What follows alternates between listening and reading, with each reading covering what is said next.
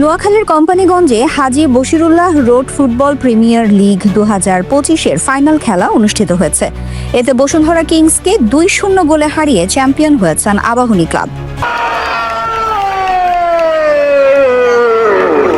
সোমবার বিকেলে উপজেলার রামপুরে সূর্য তরুণ স্পোর্টিং ক্লাবের উদ্যোগে রমজানিয়া জামে মসজিদের সহ সভাপতি মিজানুর রহমান সবুজের সভাপতিত্বে ও ক্লাব সদস্য দেলোয়ার হোসেন ফরহাদের সার্বিক তত্ত্বাবধানে এই ফাইনাল খেলা অনুষ্ঠিত হয়।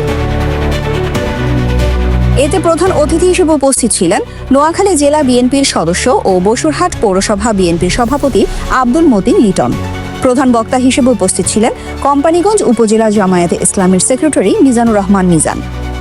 বিশেষ অতিথি হিসেবে উপস্থিত ছিলেন রামপুর ইউনিয়ন বিএনপির সাবেক ভারপ্রাপ্ত সভাপতি আবুল কাশেম বুলবুল, রমজানিয়া জামে মসজিদের সভাপতি আব্দুল মালিক, সেক্রেটারি প্রফেসর শহীদুল্লাহ শাহেদ, বিশিষ্ট ব্যবসায়ী ও সমাজসেবক জসিমউদ্দিন জসিম, বিশিষ্ট সমাজসেবক ও 7 নং ওয়ার্ড মেম্বার পদপ্রার্থী আবুল মঞ্জুর সোহাগ, আয়োজক কমিটির সভাপতি আব্দুল্লাহ আলমগীর, সেক্রেটারি আব্দুল আওয়াল জিদান, সাবেক রামপুর ইউনিয়ন ছাত্রদলের সভাপতি এনামুল হক মঞ্জু সহ ক্রীড়াপ্রেমী বিভিন্ন শ্রেণী পেশার নেতৃবৃন্দ উপস্থিত ছিলেন।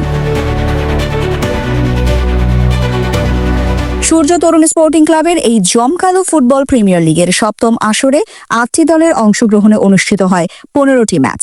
এতে টিম এ থেকে আবাহনী ক্লাব ও টিম বি থেকে বসুন্ধরা কিংস ফাইনালে অংশগ্রহণ করে বসুন্ধরা কিংসকে 2-0 গোলে হারিয়ে চ্যাম্পিয়ন হয় আবাহনী ক্লাব।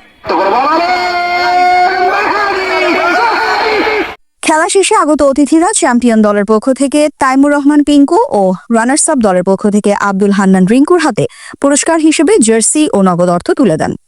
এছাড়াও সেরা গোলকিপার সহ ভালো খেলোয়াড়দেরও পুরস্কৃত করেন অতিথিরা। Haji Bashirullah road football premier league 2025 7ম আসর আমরা এর আগে 6ষ্ঠ পর্ব পর্যন্ত শেষ করেছি। আমাদের এই ফুটবল প্রিমিয়ার লিগ আয়োজনে সূর্য তরুণ স্পোর্টিং ক্লাব সর্বাত্মক সহযোগিতা করেছে, তাদের প্রতি আমি কৃতজ্ঞ।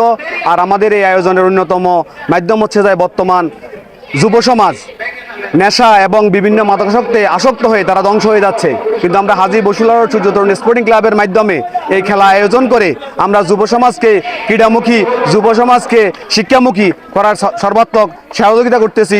তাদেরকে চেষ্টা করতেছি এই ক্রীড়ার মধ্যে থেকে তারা যেন নেশা থেকে দূরে থাকে, তারা যেন কিশোর গ্যাং থেকে দূরে থাকে। সবার কাছে উদাত্ত আহ্বান করব, আপনারা খেলাধুলার মাধ্যমেই থাকুন, আপনারা সবসময় ক্রীড়ার সাথে থাকুন, আপনারা মাদককে না বলুন এবং কিশোরগণকে না বলুন।